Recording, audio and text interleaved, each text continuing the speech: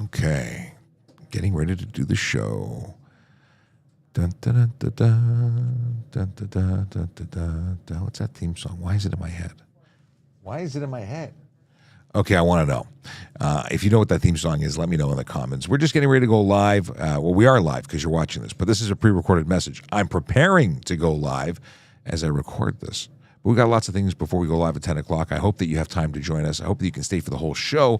And I hope that you have lots of questions because this is all about you. Ask a Traffic Cop is a show that's made possible by you interacting, asking us, well, me, those great questions that you have, whether they be about traffic law, traffic safety, or police stuff in general. Hey, we can talk about recruiting. We're hiring. There's so much to talk about. So if you've got questions, regardless of the platform, ask them. Well, that's not true. It's not regardless of the platform. Twitter doesn't work. If you ask me a question on Twitter, I won't see it. You can watch us, but it's a one-way thing. I hope they fix it. I hope they fix it. Only just over a minute before we go into the show, but you can watch. You can watch anywhere almost. Well, watching, yeah. So TikTok, it's the #1 platform. Over 602,000 followers there right now. You can jump on and you can go into the Q&A feature to ask questions. You can go on Instagram Live and do the same thing. You can go on to Facebook, Twitch, YouTube. They all work beautifully. Even my LinkedIn will bring you the show, and you can ask questions, and we will answer live because that's what we do. Twitter, go to traffichop.ca and move on to one of our other platforms. Links are all there, and life becomes easier. 30 seconds. What else can I talk to you about 30 seconds? We're going to talk about Vision Zero Enforcement Team. We're going to talk about FriYAY. We got dad jokes because that's a new thing.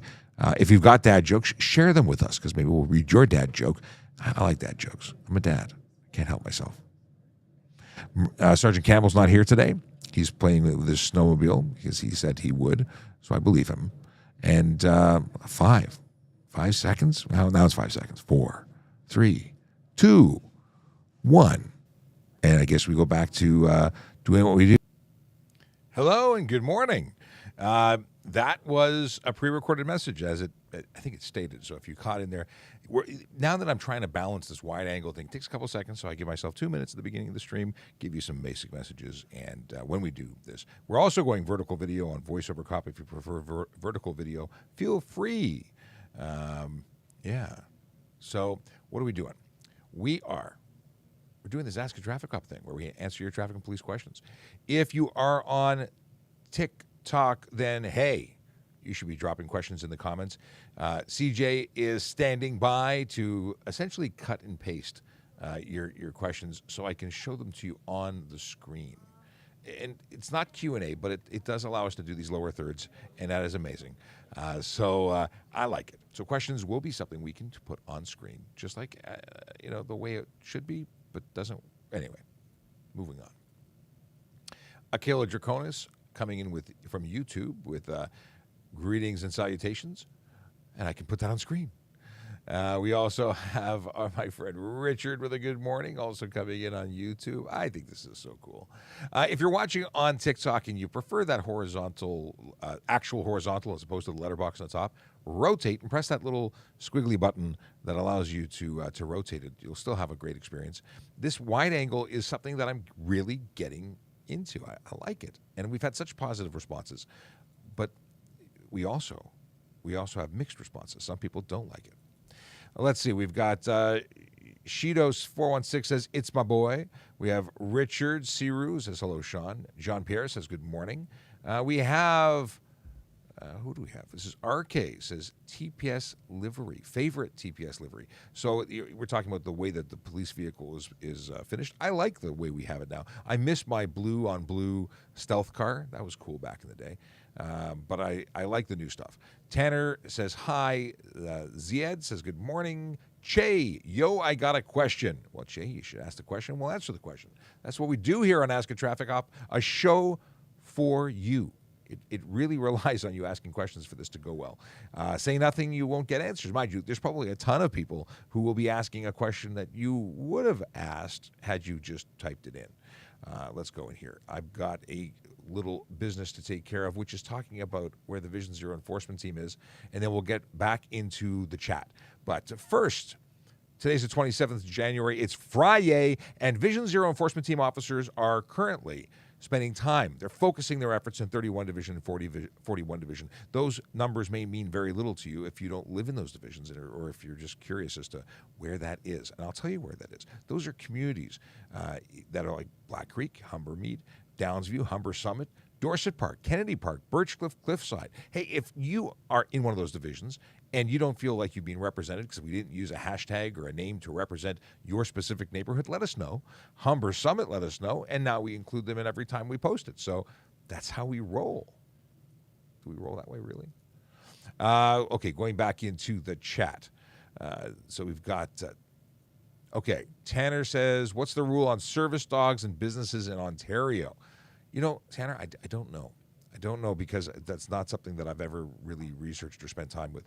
My understanding with accessibility always, what is it now? Now I'm drawing a blank.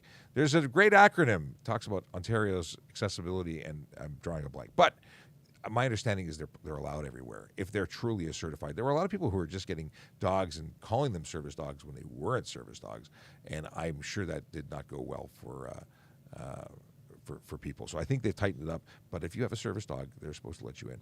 Obviously, seeing eye dogs are allowed everywhere, and there's a tremendous amount of money that goes into training those animals. So I hope you're not having any issues with that. If you send me a message, DM, I will look up what the actual specifics are. I just don't know it off the top of my head. I am a traffic guy, a traffic cop, so that's where I focus my time. But I do want to help everyone who has questions. Security Stand says, archaic law of the day, please. Archaic law of the day. There's something about sleigh bells that comes to mind. But, you know, there's a ton of stuff. Like you can't take your cow, you can't herd cows on Yonge Street on Sundays. There's a bunch of stuff. But we'll have to start that as a segment. So that's a good idea. I'm taking out my notebook. Notebook out. Here's the notebook. Archaic law of the day. It'll go as a segment to the dad jokes. Law of the day. I like it. If you don't know who I am, my name is Sean Shapiro. I'm a police officer with the Toronto Police Service here in Ontario, Canada, and I talk about that traffic safety stuff. I do it in the way of recorded stuff, and I do it on the way of, everyday stuff. If you are new to the channel, please follow us and share the live and share the channel to everybody that you can possibly think of, because this is good stuff. This is good stuff. Do you know what I forgot to do? A horrible person today. I forgot to press go on Instagram. So we've been ignoring the Instagram people. Let me just resolve that issue right now. Instagram, for some reason, I thought I did it. I didn't do it. Oh, well. Okay. Hey, Instagram. I completely forgot about you. They're now live, too. Or live. We're live on Instagram Live. Yeah. Okay. So, here's a good question. TFC Maniac wants to know, if I run a stop sign on private property, can I still get a ticket? That is a great question. The answer is no, not for stop sign. The stop sign charge doesn't work. It is not enforceable on private property. If you're dangerously driving, that's applicable. That's a criminal charge. If you're stunt driving, we can lay that charge on private property, but not specifically running a stop sign. Let's see here. Morning. Oh, hey, look at that. And I could have pressed the button, although we missed an M. All right. Let's remove that one. I have to do it a little manually. What are your guys' regulations on diesel pickups and them being deleted and tuned? This is an emissions thing. You got to have an exhaust system. You have to have a functioning emission system. You take it out, you get a no muffler or no exhaust system, it's a ticket. And if there's potentially, well, you're talking about emissions beyond that of just smoke. It could be an Environmental Protection Act issue, which in the States may not be an issue, but it is an issue here. And what else? Tickets. You get unnecessary noise. If it's now creating unnecessary noise, you get 110 for that, 110 for the muffler. They add up. And the other stuff could get you taken off the road. Okay. My son has a G1. Can he drive with myself, his mom, and his 13-year-old son in the car? The deal is the G1, while being supervised, can have other people in the motor vehicle while they are driving. They can do this as long as nobody other than the supervising driver is in the front passenger seat supervising. Nobody else can be in the front. If you had a pickup truck that had no back seat, just a bench, nobody but the supervising driver could be in the car. But if you have a back seat, then they can be in the back seat. I should clarify that there is no driving between 12 midnight and 5 a.m. with a G1 driver, and no blood alcohol content, no alcohol in their blood. And that goes for, well, it doesn't go exactly the same. A supervising driver can have no more than 0.05 BAC for them. It's a great question, though. I like this question. Thanks for asking it. Let's have a look here. Let's see what's in the chat. And for anybody who is watching on Voice over Cops, I'm simultaneously streaming on the other channel, feel free to jump over to Traffic Services. That's a widescreen experience. Q&A doesn't work on my personal account. I don't know why. That's still stuck in the broken. I originally thought this would be a good way of having everyone happy all the time. Didn't work. I've asked this before, but I'll ask again. Is underglow illegal?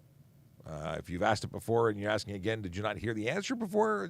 I don't know. It's a popular question, though. No, the deal is that underglow isn't specifically illegal. Oops. It isn't specifically illegal. However, it can be violating other laws. For instance, if your bulbs are visible projecting like outwards, forward, back, side to side, that would be an improper headlight or tail light, depending on the color you're projecting. It's generally not something that's a good idea. The 90s have long since left the building, and I don't think it's a good idea, but it's not illegal unless, like I said, you're projecting light the wrong way. The only thing you should see on underglow is the reflection off the ground. That's it. Why do we have no sound? Someone says we have no sound, no audio. Why? It's all plugged in. Let me know if that audio is back for you folks, because I hope it is. Let's see. Let me know if the audio is working for you. That would be important. If the video... Let's see. No. Let me know. Can they read my lips? Let me know if you have audio. I'm typing it. Okay. Man Spud joined. Can you hear? Can you hear me? I'm so many different cameras, so much going on here. Okay, let's get back into the chat. We've got 96. What's the definition of BAC? Blood alcohol content. That's what it means. It means that when you're a learner, a novice, someone under the age of 22, you cannot have any blood or any alcohol in your blood. You have to have blood. It's really important to have blood. No alcohol in that blood, though. Why is it not working? They cannot hear nothing. Trying it this way. For whatever reason, they've got no audio. Maybe if I just unplug it, you'll get the audio from me just speaking into the regular microphone. Maybe you'll hear me now. Otherwise, I don't know what to do. Instagram has issues. We have issues in the Instagram world. I'm not going to lie. It's a problem. Okay. We'll keep on going. Does racing within the speed limit on the highway with no cars count as stunt driving? Racing itself, is stunt driving. Regardless of whether or not you are exceeding the speed limit, racing is still illegal. And, yeah, don't do that. Interesting question. I don't think anyone's ever asked it quite that way. Okay. I like it. I can now remove it. Is it legal or illegal? Actually, is it illegal or legal to own a retired Interceptor or sedan SUV? The answer is it's not illegal to own a former police vehicle. They're just vehicles that were owned by the police. There's no special model that's only legal to own if you're a police officer or by a police service. So, great question. Obviously, if you are putting yourself out there to be, and posing as a police officer, that is a problem. Okay. Oh, a whole bunch of stuff just shifted down. Let's see. Are there speed limit changes when there is snow? So the speed limit doesn't specifically change because there's snow. Now, that means that there's some logic that you have to employ. If you are speeding, if you're doing the speed limit, it's 100 kilometers an hour, and you're doing 100 kilometers an hour, and you're all over the place. You're driving too fast for the conditions. You're driving unsafely, and that means that you could be charged for careless driving. If you can drive safely at the speed limit, then that's great. Now, if you're speeding, that's a whole different issue. You shouldn't be speeding. That's silly. Speeding is illegal. But it doesn't. There is no specific. The the driving instructors, at least when I took my course 100 years ago, said that 10 kilometers 10 kilometers under the speed limit is where you should be, at least 10 kilometers under, in inclement weather, rain, snow, etc. Okay. I clicked on this, I didn't read it. Let's try this again. Now the button doesn't want to work. Let's try this one. Now, here we go. Is there any way someone is able to let people know tow truck are included in slow down, move over? There is a way. You just did it when I read it. So, slow down, move over law includes police, fire, ambulance, and tow trucks that are actively at the side of the road with their lights flashing. They are included. You have to slow down and move over, and if you don't, well, you're not following the rules. You're not doing the right thing. You're putting people at risk, and they're working. So, slow down and move over applies to all emergency vehicles and tow trucks for the purposes of when they're working at the side of the road. Okay. Can you play with the quick release steering wheel at a red light? Not only can you not play with a quick release steering wheel at a red light, you cannot have a quick release steering wheel. They're not street legal. So why people put these on, it's ridiculous. They're not legal. It's illegal to remove an airbag. If your vehicle didn't have an airbag, it's illegal to have a quick release. It's not street legal. It's not safe. There's a ton of reasons. You also have to relocate your horn just to be able to make that portion legal, because your horn has to function, and quick release steering wheels generally don't have a horn. They're meant for the track. There's no good reason to have it. If you take your steering wheel off to be a twit and show the person parked beside you like, oh my God, I got a steering wheel in my hand, it's silly, and it's silly. Yeah, I'd take you off the road for unsafe vehicle. Simple as that. Remove. Someone said that we should have music playing in the background. We tested it. Is there a belief that music would be good in the background? So I do all this reading and silence ensues. Let's see here. AODA, thank you, Akela. Earlier I was trying to remember it's accessibilities for Ontario disability.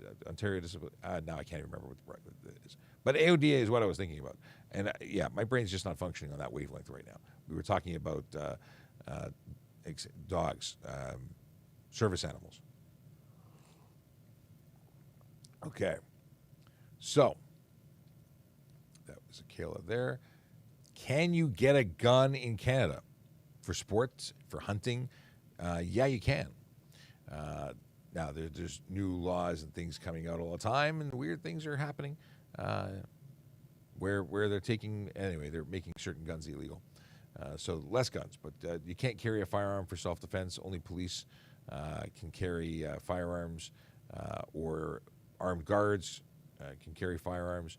Military, when deployed or working, can use guns, but that's about it. And you know what? I think you're right, Akila. Opening tune from The Odd Couple. Why that popped into my head earlier, I don't know. And Richard says, I think it's called the Accessibility for Ontarians with Disabilities Act. I'm glad that everyone's helping me out today when my brain is still functioning. Last night, I blame my brain fog today, 2 days in a row, to The Witcher. I watched season 2, episode 1, and the cliffhanger was so powerful. I needed 5 minutes to watch the next one. But it's Witcher's fault that I can't remember what AODA is. I'm blaming Witcher 100%. Okay, what is this question? Here is the question. Okay, so my question is, I was pulled over and my boyfriend was in passenger. I didn't have my driver's paid, and he did. We got our car impounded, and it was a check stop. Officer said I had a warrant. This is a very involved, answer or question. Yeah. So I don't exactly know what you're saying. I understand you were pulled over. I understand that something wasn't paid. I don't know if that was a fine, a suspension, a reinstatement. I don't know. And your vehicle was impounded. And you had a warrant on top of it. So there's a lot of things going on here. If you were impounded, what was the warrant for? What was the original charge for? What was your suspension? Like, I just don't know enough, Cheyenne, to answer your question. But yeah. Oh, here, there's a continuation of this. And when I went to court, there was no warrant out for my arrest. What was his reasoning behind saying that when he pulled me over? I don't know anything about what actually transpired other than what you just told me. And I couldn't say what their reasoning was because I just don't have enough information. But that is quite the story, and I would invite you to speak to the police service and supervisor with whom was involved in the arrest. And if you have a lawyer, you should have them look into it for you. But I wouldn't be able to comment. I just don't know. Let's see here.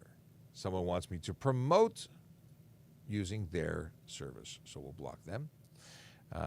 Hey, somebody else also wants to be promoted or promote. Let's just delete them too. If someone doesn't stop at 2 stop signs, do you give them 1 ticket or 2? Well, that's an interesting question. I like that question. The answer is I would either give them 2 or I charge them with careless and stop signs. It is a pattern of behavior, and that could be 3 stops. It could be careless driving and 2 stop signs. It could be any or all. It depends on what's reasonable. Depends on what the interaction is. That is not a good thing. It's someone who's just not paying attention. Yeah, at very least, I would maybe careless in a stop sign, or maybe the careless encompasses the stop sign. Depends on how that's gonna go. I don't know. I like the question though. Chase, my friend with 2 dogs in his photo. Can you legally break a window to save a child or animal in the car if they are actively suffering? So, this is a funny question. I like it. I like it a lot. The answer is that you are going to be held responsible for whatever you do. Can you articulate and justify breaking the window of a car to save a life of a child or an animal? I think you could, but is it something that might cause you to be injured if it's an animal and you hit to break the window? You're doing the right thing, but the dog might bite you. You might get cut. You might find that the vehicle was in safe mode and you thought it was at risk, and you chose to do something, and now you're liable for that window. Hello, Sarge. Hello. Good morning. Good morning. We're talking about breaking windows to save animals or children. Children, I think it's a no-brainer if you see someone. For sure, for children, especially if it's hot weather or sub-zero temperatures. Yeah, there's so many reasons. Heat and cold are both serious. Yeah. What we were talking about earlier. Actively suffering was the description. I like the description. Well, I mean, actively suffering isn't a good thing, so I don't like that they were actively suffering. Anyway, it's a Chase. Chase is good with these questions. He comes up with the random stuff. Let's see here. Someone was talking about getting arrested before. Okay, we got a whole bunch of questions here. Let's go. What do we got? And look at that. I can type this. Go here. I'm planning to give, what is this question? I'm planning to give G1, so can you suggest me material to read? There is a book specifically designed, written, with all the stuff you need to do to study for that test. It's 20, is it 20 or 40 questions? It's either 20 road signs and 20 general knowledge questions. I knew there was a 20, and then I couldn't remember if it was 10 and 10 or 20 and 20. But you can buy that book, because I bought it for my kids a number of years ago, at Shoppers Drug Mart. Or your local pharmacy probably has it, some of the other ones. And it's free online. And online, yep. All you young people are good and adept at using the internet. And there are also practice tests online, which are very similar to the real ones, apparently, according to my children. So check those out too. There's a phone app too, from what I'm told. Yes. Yep. Okay. Thanks for the question. Here's another question. If heavy vehicle is driving on residential roadway, would they get ticketed? If it's a truck and it says no trucks, can they be on the road? Actually, in some circumstances, they can. Let's say there's a moving truck. They don't make you stop it at the next street. If you're servicing a property on that street, they're allowed. They're exempt for that purposes of delivering to that. A garbage truck is a truck. They're allowed to go and pick up the garbage. So it depends. It is specifically intended for preventing people from using it as a drive-through, as a way of beating traffic, going there just because. But they can service the homes and businesses on the street. And there are rural roads out by my area too that specifically say no vehicles over 5 tons or whatever the stipulation is. So. But again, if they were servicing someone, that's right. Then they could stop there, but otherwise they need to pick an alternate route. Here's an interesting question. Is it legal to pass on the inside lane if the person is in passing lane doesn't move? So I think that we need to really dissect this. If it is a multi-lane road, all traveling in the same direction, and you can change lanes and drive safely in the other lane, you can be in any lane you want. When you talk about passing on the right or not passing on the right, that is intended for, you know, people who drive onto the shoulder to get around someone. If you're driving onto a paved shoulder or off a paved shoulder when someone's slowing down to make a turn, that's what that really deals with. If you're on a highway, it's a multi-lane highway, everyone's going the same direction, someone's camping out in lane 1 and they're going under the speed limit, can you change lanes and pass them on the right? Safely, yes, if you can do it safely. Unsafe, you'd be responsible for what happens. Okay. We talked about that. You said inside lane. Inside lane is sort of backwards. Outside lane. Outside, inside. Inside's like lane 1. Lane 1, the passing lane, that's 1. There's nowhere else to go on the inside. You can't go on the shoulder. So if I misinterpreted what you were saying, I'll renege. You can't pass on the inside shoulder. You can't pass on the outside shoulder. You can passing. You're supposed to be done In a marked lane. In a marked lane. Yeah. Is it illegal to pass a snowplow on the highway? We talk about this a lot.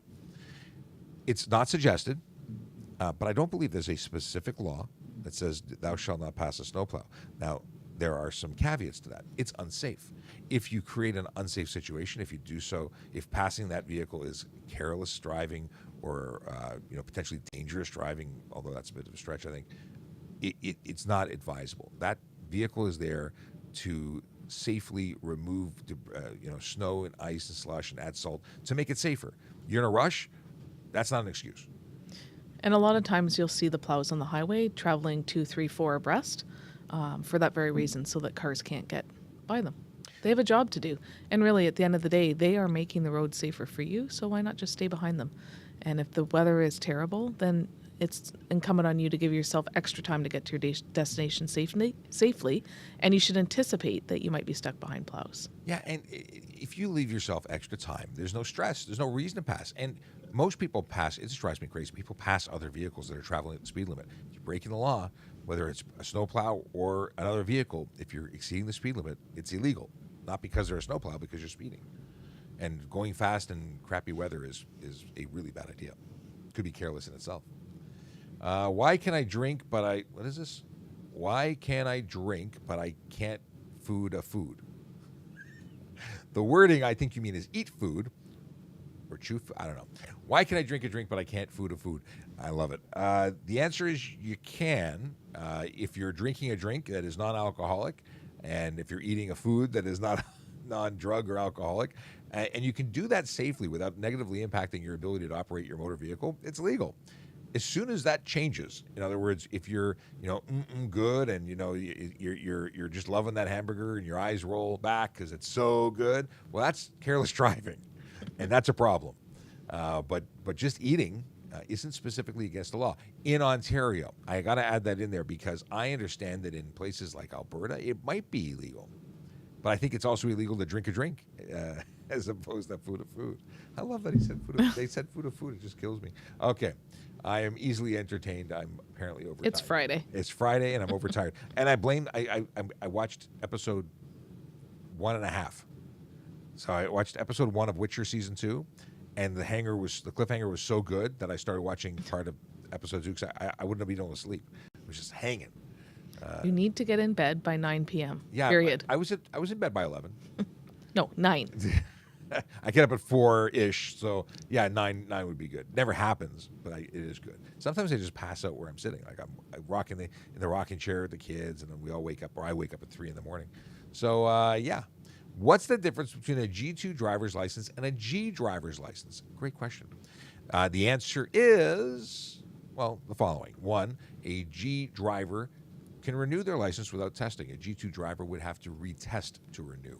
Because it's not really a renewal. It's once again getting a G2, achieving that. You must maintain a 0 BAC as a G2 driver, but you must maintain a 0 BAC as a G driver until you are 22 years old, because you're considered is it a novice or a young driver? Regardless, you're not allowed to do it. Terminology aside, you can't do it. Now, G drivers that are 22 can't drink and drive, but they're allowed to have some alcohol in their blood. But there are limits. You cannot have more than 0.05 to legally drive. You get a 3-day suspension if you had a Warren range suspension by providing a breath sample, or if you were over 0.08, you'd be criminally charged for impaired operation, which is a criminal charge, because that's what I said, it's criminal. What else? If you are a G2 in the first 6 months of having your G2, you're restricted between the hours of midnight and 5 a.m. from having more than one passenger under the age of 20 in your vehicle. And the second 6 months, after you've graduated your first 6 months, your second 6 months of being a G2, you're restricted to having no more than three people under the age of 20 in your vehicle between the hours of midnight and 5 a.m. Save and except there's an exemption for immediate family members. But that's the difference. You can drive anywhere. It's a probationary license. Obviously, if you don't get your G and you don't retake your G2, you don't get to keep your license. And there are some other things come to mind. If you get a ticket while you have a G2, any with 4 points, you get a suspension. If you break any of those conditions, you get a suspension. And they escalate. So the first suspension is 30 days, second suspension is 90, third suspension is actually, you get kicked out of the graduate licensing program. Additionally, I think it's 9 points before you get a suspension for accumulating points as a novice. But when you have your G, it goes up to 15 points. So once you're a G, you've reached a next level. And regardless whether you're a G2 or a G, if you're accumulating that many points, your insurance company's not going to like you. And as a newer driver, chances are you may not be renewed, or you may be paying some very, very hefty insurance. Yes. Keeping on the theme of G2, I'm a G driver. For me to drive with G2 driver, do I need to tell my insurance? So a G driver is a G driver. You don't need to drive with anybody. A G2 driver, likewise, doesn't need to be accompanied by anybody. So the issue is that if you have a G2 driver who lives with you, they are supposed to be added to your insurance based on the requirements of the insurance company, not the law. So whereas I can't give you a ticket for driving, mom's car if you live with mom when you're a G2, the insurance company could decide to deny your claim.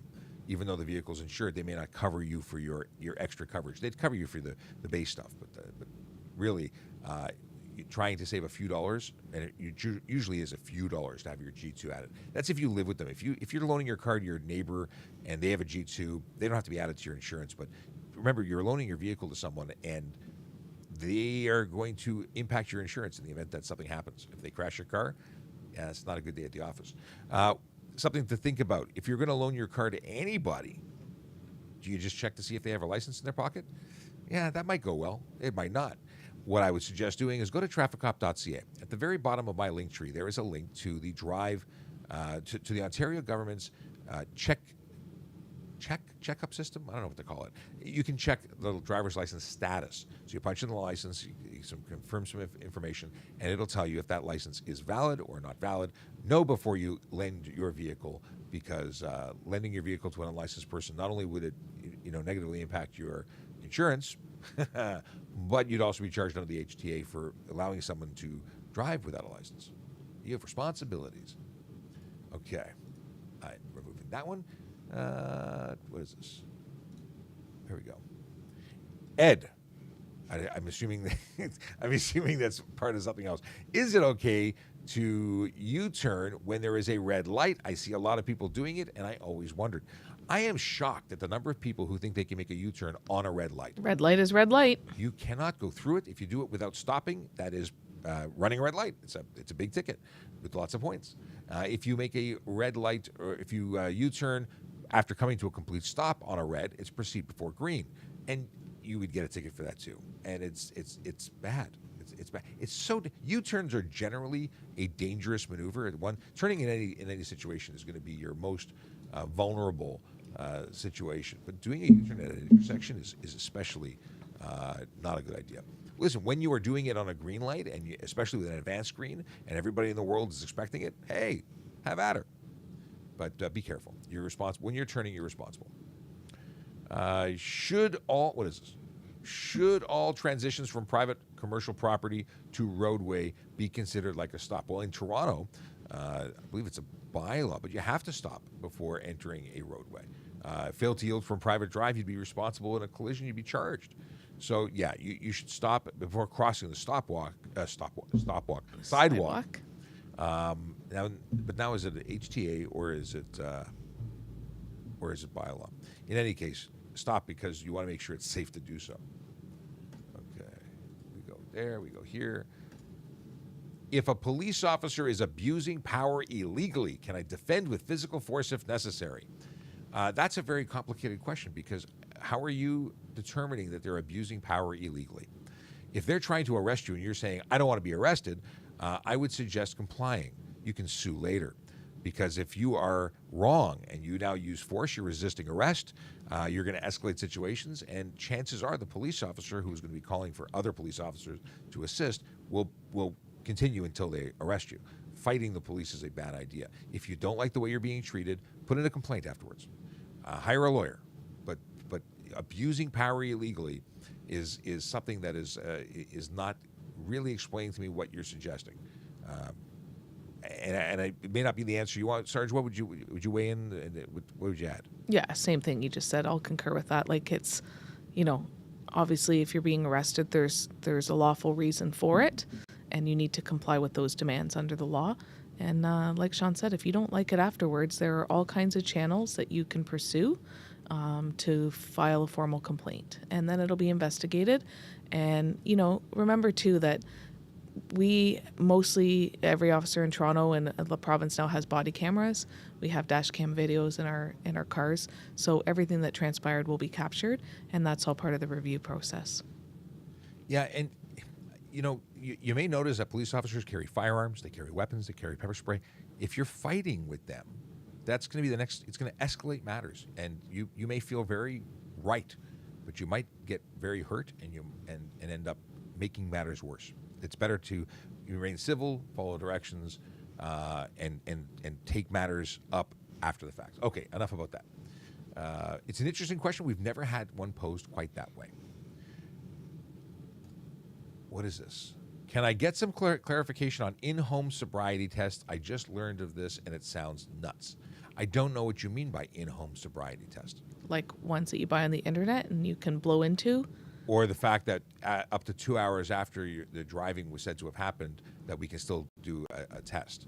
So you need to clarify that, because I'm not sure what you're talking about.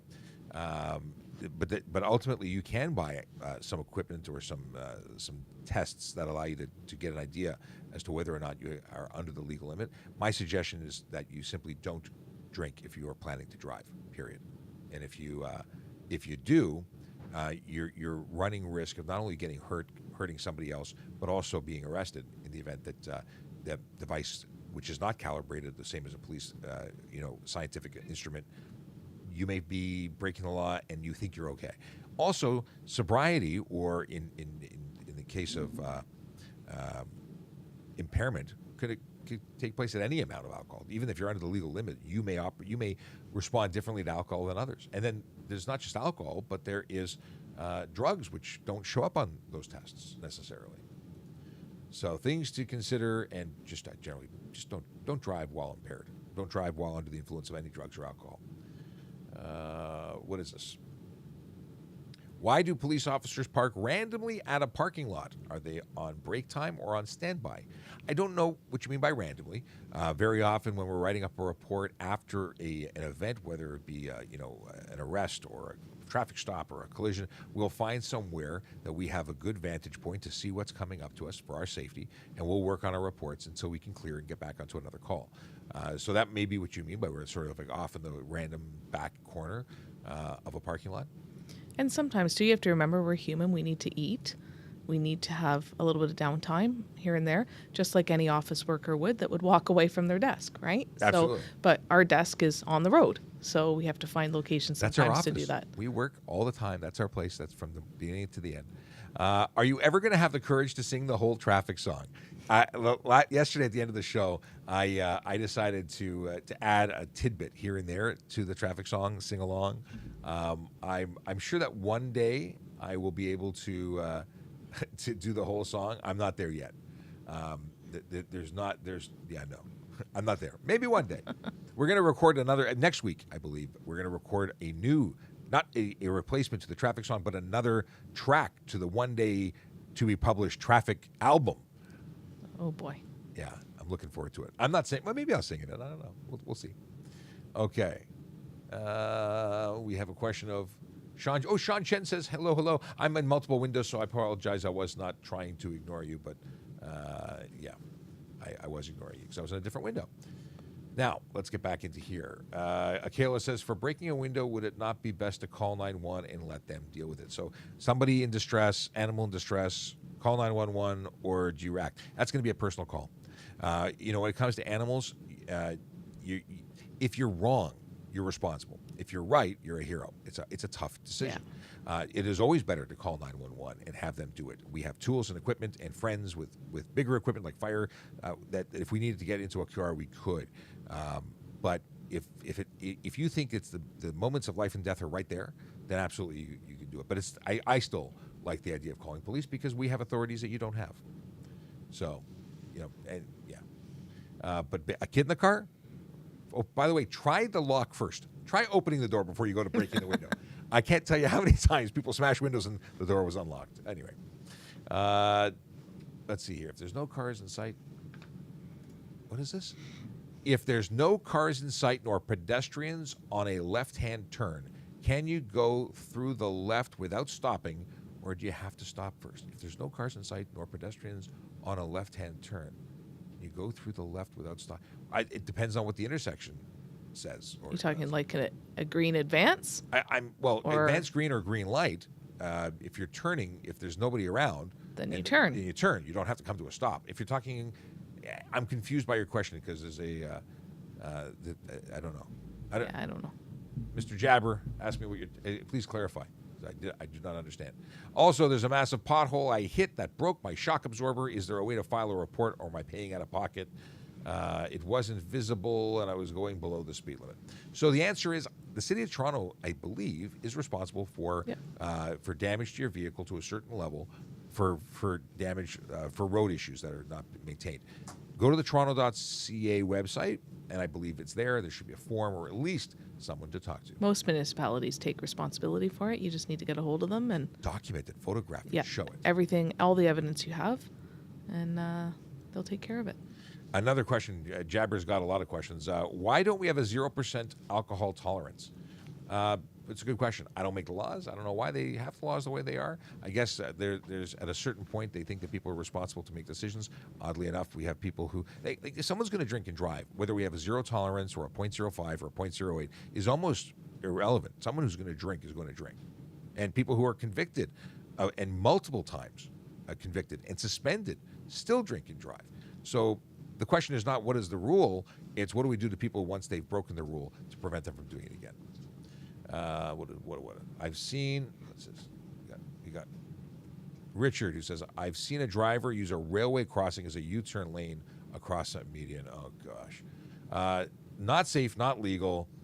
Don't do that. It's within 30 meters of it's actually prohibited within 30 meters of a railway crossing. A bridge, viaduct, all sorts of places you can never do. Never mind the fact that trains move really fast and they're big.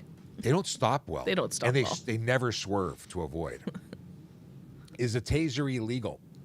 It's legal for police to utilize. It is not legal for civilians to own or use. In the States, they're legal, and maybe other provinces. No, actually, no other provinces, but nope. it's criminal. You can't use them. You can't use pepper spray against a person. You can't use tasers at all. You can't possess them. And my question would be, why would you need one? Well, people believe that they need to defend themselves, but that's not a way you can do that. Yeah, no. Let's see here. Under what circumstances would you call 911 to report rash driving? Rash being dangerous driving. You know what? If it's dangerous, if you think that someone's life is in danger right then and there, it's not someone who's just annoying you because they make too many lane changes or they're not annoying you because they're going faster. To make it to the point of calling police, I would say that you have to believe that there is a risk of someone losing life or injury. Like it has to be an emergency. You can always make a complaint on our website if it's in the City of Toronto, www.tps.ca. We'll get you to an online reporting entry where you can make either complaints about a specific vehicle or complaints about a community, an area where there's issues regularly around your, if there's something around your house, people keep running the stop sign. You can make that report. That's a good report, but it's not 911, and that's a big thing. Don't abuse 911 because that's bad. Okay. My son has a G1. His mom is 45 years old and has only had her full G since April of 2022. Can she teach him?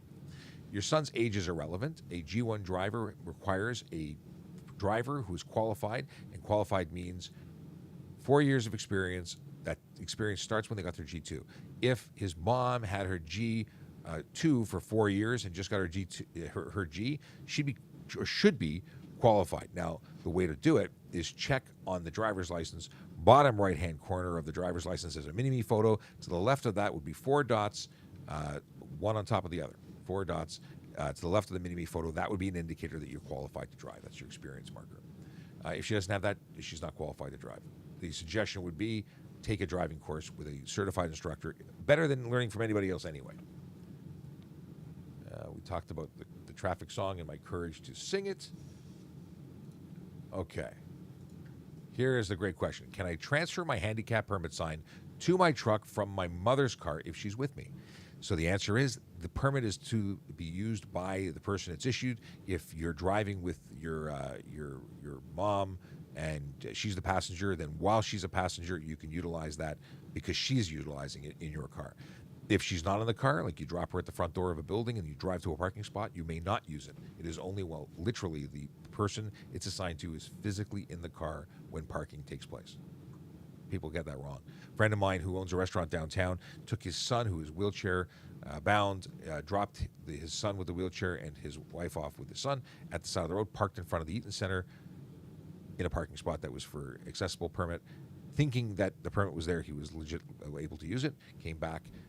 Someone was waiting for him. They checked his permit. They took it from him, and it was a big fight to get it back. It was an honest mistake, but that will negatively impact your life. So if you need it, use it properly because the person who had it issued will suffer when they're waiting for it. Okay, what is this? If a stop sign and road is covered in snow, can a person get fined for running it even though going slow in storm? So the sign is obstructed. If you don't know the intersection and it doesn't look like an intersection, and there's no way that anyone would know, and you might have a defense if you couldn't see it. But if an intersection looks like an intersection and you're being cautious and going slow, then you should be slowing and being extra cautious and assuming things. Like if you've never been there, it's feasible maybe, but that's going to be a court triable thing. That's not something I can tell you you're going to get off of because I may not think it's reasonable as a police officer. Like, did everybody else run it too that was in front of you, behind you, beside you? Like, it depends. Yeah. It's a tough thing because if I'm doing enforcement, generally you're going to make sure as the officer that sign is clearly visible because that's part of your evidence. So if it's not visible, you're either going to clear it off and make it visible. Yeah. That's it doesn't make a lot of sense. No. But you are responsible. If you run a red light because it's slippery, you're still responsible for running the red light. If you run a stop sign because it's slippery and you try and stop but you can't. But if it's truly invisible because of the stop sign, but I think that as I reread this again, if a stop sign and road is covered in snow, no, they're saying that the sign is covered. But let's pretend the sign is not covered, and it's just it's a white octagon. I think it's reasonable at that point to believe that you should stop. But you know what? Again, it'll be interesting for you to have in court. Come back and let us know how it goes. Speaking of stop signs, do you have to stop for the full 2 seconds? I don't know about this 2-second rule. You must come to a complete stop according to law. That means that you have to stop. There's no rolling stops. No, Yeah. Stop. Stop is stop. When I there's so many ways to describe how this works, but when I describe it in court, I say that I watched the vehicle rock back. We rolled forward, and then it rested back. The weight transfer from all being in the front and evened out, and all 4 wheels were even again. I literally watch for that. If I don't see that vehicle rock back, you haven't stopped. Question about have I answered a video about the truck cutting off the other vehicle? I have not, but I'm going to post that video after this live.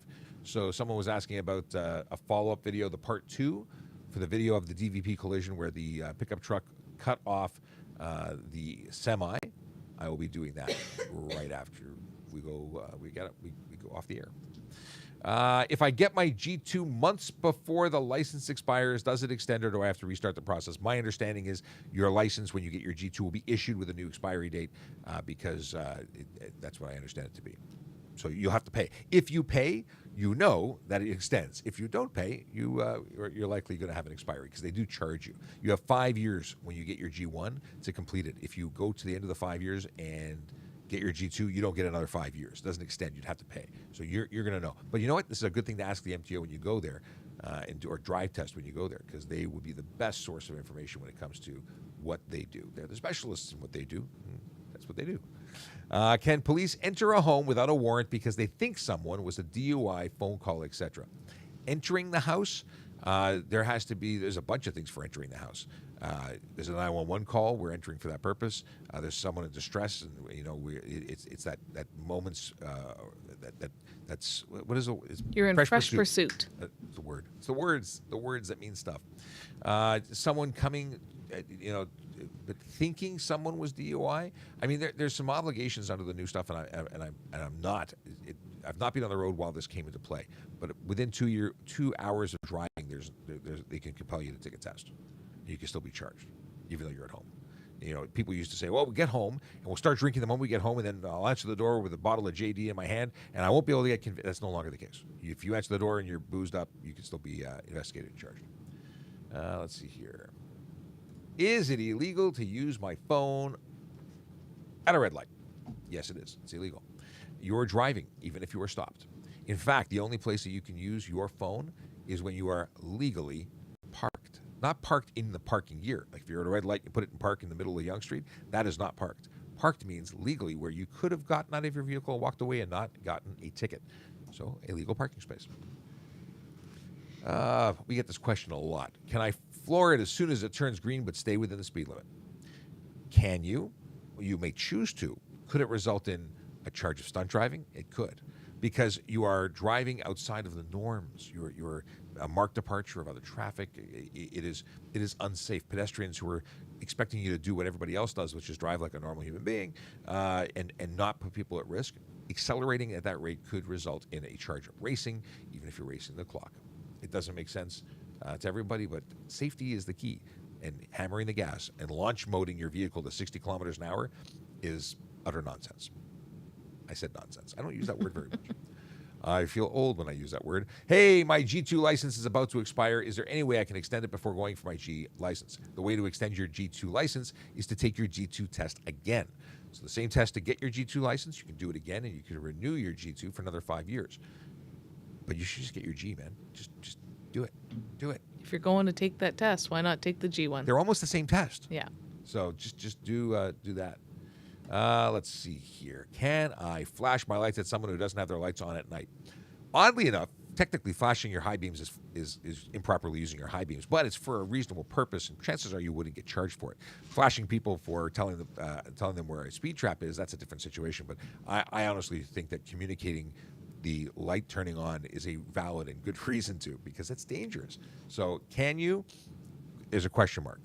Should an officer give you a ticket? It's discretion, right? So it's going to be up to the officer, but I wouldn't give you a ticket for that. I think it's reasonable.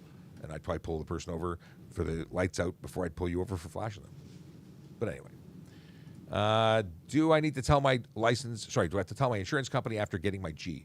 You'd think you'd want to, because you'd probably get an insurance discount. So yeah, you need to tell them when you get that. That's important information that they'll likely want to know. What is the difference between a red light? What is this? What difference between red light running and amber light running? The price of the ticket. You are supposed to stop for an amber light unless it's unsafe to do so. There are... Oh, my phone is currently active. I can't look it up. One is $325, I think, and the other one's $110. But the fact is they're both charges, and they will both impact your license and your insurance. Yeah, amber or yellow does not mean hit the gas, go faster, despite popular belief. Can a cop or OPP pull you over for no reason? Well, OPP are cops. So cops, police, can in fact pull you over as a driver of a motor vehicle for a number of reasons that you may not agree with. In other words, you don't have to be breaking the law the moment that you're being pulled over to initiate a traffic stop. I can pull you over as a police officer to check to see if you're licensed, to check to see if you're insured, to check to see if you're sober, and to inspect the vehicle to make sure it's safe. Those things are always in play. So I pull you over because you look young, or because the Vehicle comes back as a check for possibly no insurance, or the vehicle looks like it's unsafe on the road, or I'm going to do a roadside screening device because we have mandatory alcohol screening in Canada. All of those reasons are valid. Like I remember being pulled over as a kid. I was driving a Mustang. It was my Mustang. It was my mother's name. Why is a man driving a car that's owned by a woman? Are you a licensed driver? Who are you? It's a reasonable stop. Is it something that I generally do? I usually look for people who are speeding, breaking the law, putting lives at risk. But is it a legal reason? It is a legal reason. And people go, what? That's not cool. I wasn't breaking the law at that time. Let's see here. If you follow the rules of the road and follow the laws, you don't have to worry about it. Oddly enough, we have bigger fish to fry than just randomly pulling people over. We're looking for people who are violating the law. That's it. If you're not violating the law, we probably have better things to deal with. But if but it does give us the ability to stop and check things, which are important, like the impaired. So ride programs, that whole mandatory alcohol screening. It's the best. You can stop everybody for that, and I think we should, because we find so many people who are impaired, and they're such professionals under the influence of alcohol that they don't look at. But we check random people. It's all the time. And that's not during certain days and times. It's all the time. If someone jaywalks and you hit them, are you charged, or the person who crossed the street? Well, it depends. It depends. It really depends, because someone who is legally, because jaywalking isn't illegal. There's crossing mid-block, which is legal. You have to be safe to do it. And if someone's legally crossing the road and safely doing it, and you're 200 feet away and you're driving at the speed limit, you should slow down and stop. Now, you can't just hit them. But if they jumped out in front of you, if they stepped right into traffic and you had no ability to safely avoid that, well, would you be charged for hitting them? Probably not. This is where dash cameras really help. Having evidence to support your statement, because everyone's going to say, well, I didn't see them. They just jumped out. They could have been there for 10 minutes and you hit them. You were on your phone. Like, it depends. You really want to have that independent witness of a camera, in my opinion. Which reminds me, I brought my new dash camera here to install on my truck during my lunch, if I take one. But yeah, it's you can't hit people. You have to be actively driving your vehicle and responding to changes. If a car pulled out, would you just hit it? Well, it pulled out. No, you want to try and avoid the collision if you can. So to get more specific, what would happen? It depends. Either you or the other person or both of you could be charged. Nobody likes being hit. And nobody wants to hit anybody else. That's a horrible thing to have to deal with. This is a good question to which I don't have an answer, and I'll tell you right now, I don't know. When operating farm equipment, operators must wear seatbelts? Question mark. I would think no. Yeah, because technically it'd be on private property. So I would think no, but I don't know the answer There's to a that. farmer here. We could ask the farmer, but I don't think the farmer? So. Sven. Sven Oh, drives right. farm equipment. But I don't believe you do. It wouldn't be enforceable in a car or on private property. So I would assume it's not enforceable, and it wouldn't be the HTA. Yeah, it's not. You don't have to wear it. You should, because it's safer. If you roll a combine, could you imagine? A self-propelled implement of husbandry. Oh my God. Remember that terminology? I do. It haunts me. Is it against the law to flash your lights to warn drivers as a cop ahead? Again, we talked about headlamps earlier. Is it against the law to high beam someone? Technically, yes.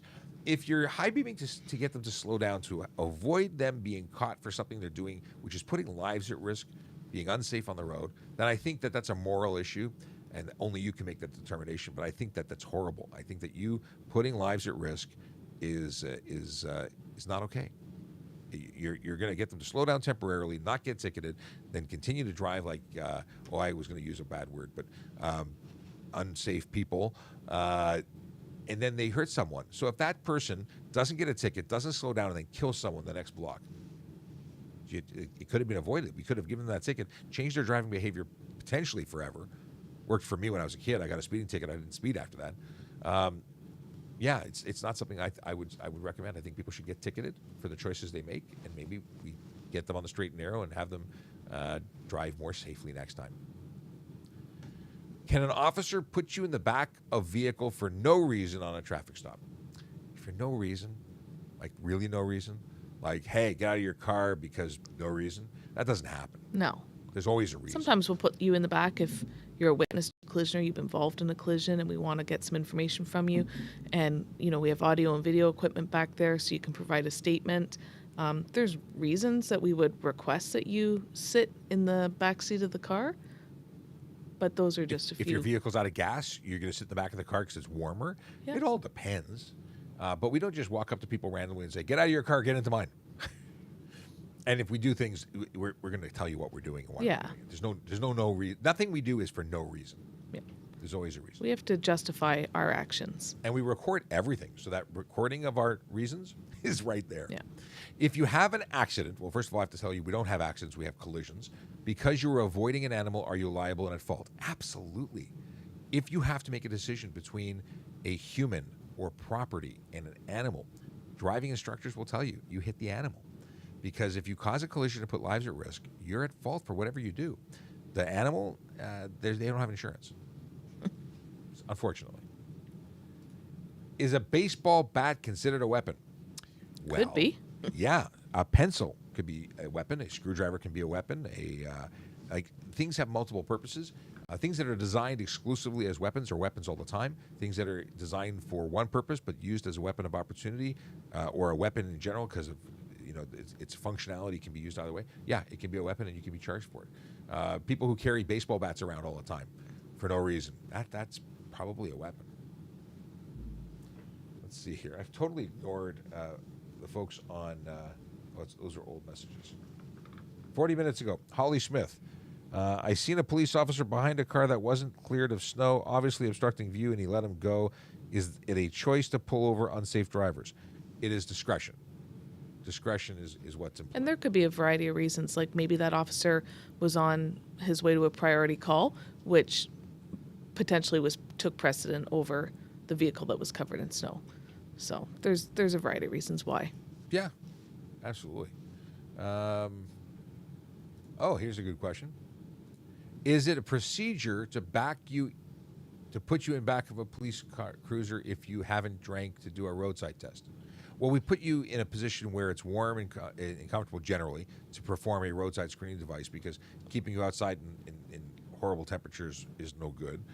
If it's unsafe to have you at the side of the road, it's not that there's a procedure specifically. It might be for your comfort, absolutely, and to protect you because we want to be responsible and we want to have you on video.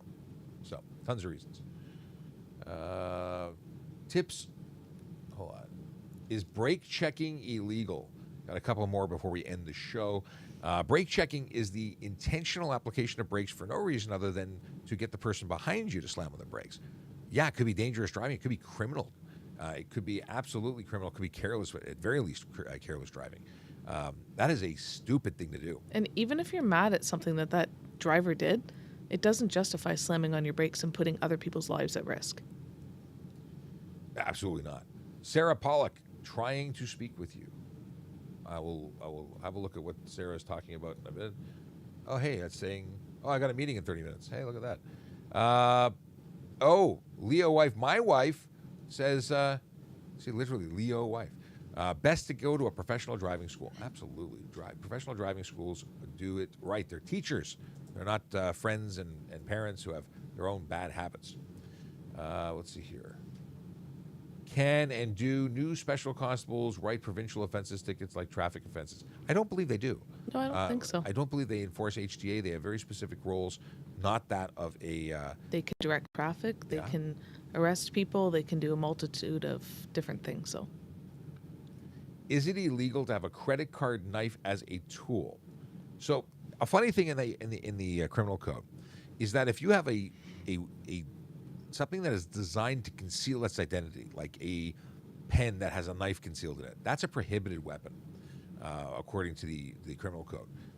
So if it's a knife that's designed to look like something else, it's a problem. If it's a knife that happens to be the shape of a credit card and doesn't try and I don't know. I don't know how to answer that. Because it sounds really similar to concealing its identity. Yeah. It could very well get you in trouble. I would avoid that. I've seen some multi-tools that have sharp-ish edges that are tools, and I get it. There's like screwdriver bits and things. Could you use it as a weapon? Maybe. It's a really gray area. yeah. I'd avoid it altogether. Did cannabis DUIs increase after legalization?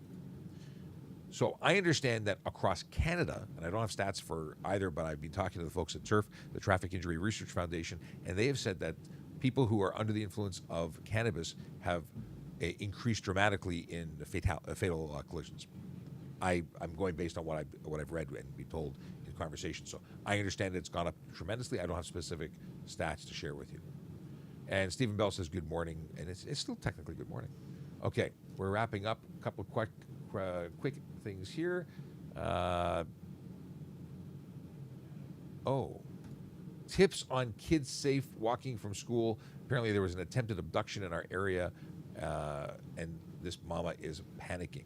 What do you think? This is the abduction side of it isn't really my area of expertise. I talk about being safe and looking both ways and having everyone sort of be responsible for their vehicles and where parking takes place.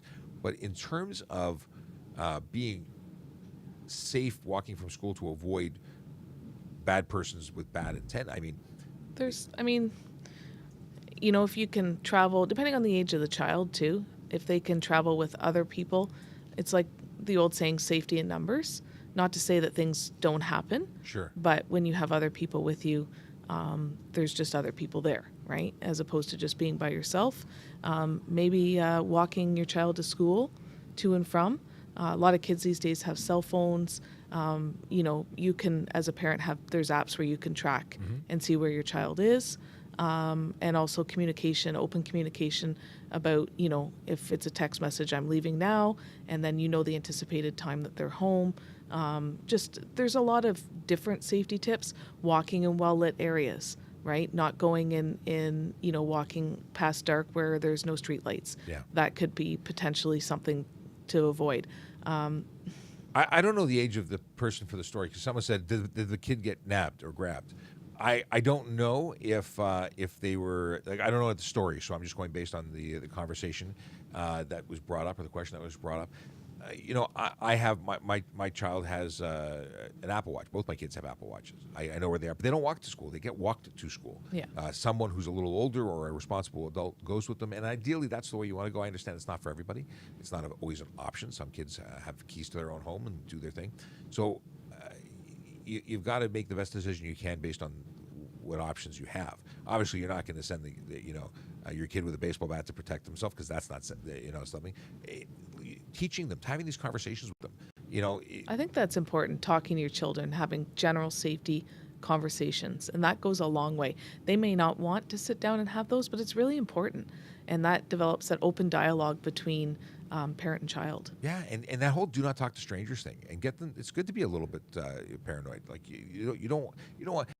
And that they can run, and knowing that they can make a lot of noise, and drawing attention to themselves. If they're walking in the middle of the night by themselves, that's a risk situation. So after school programs become an option. Maybe if you can't pick them up yourself, but waiting longer, maybe that's the answer.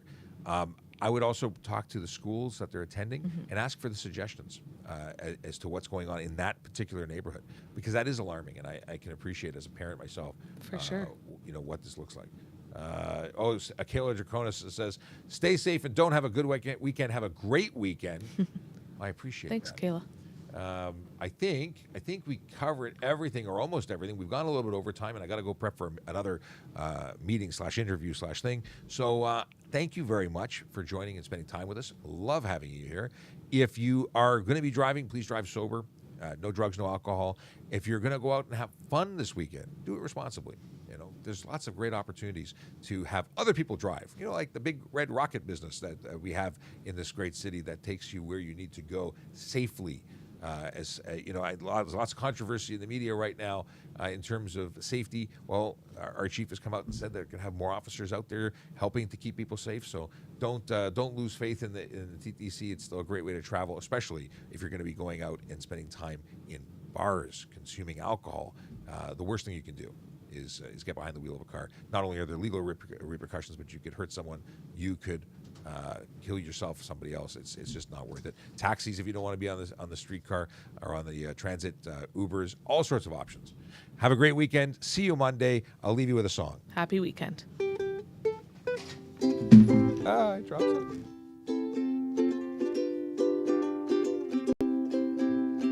Yellow light, red light, green light, go.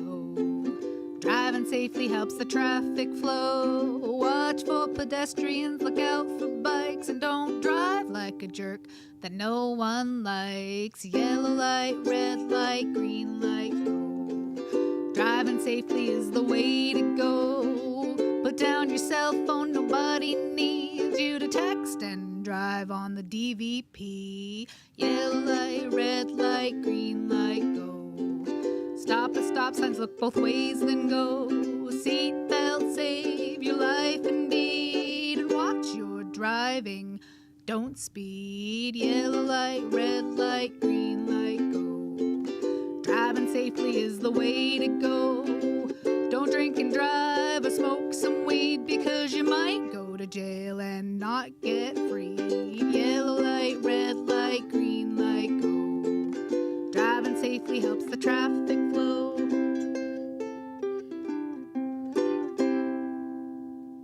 Okay, we're out of here. I'm going to stay on the VoiceOver Cop channel for a couple minutes, but we are gonzos. 10, 9, 8, 7, 6, 5, 4, 3, 2,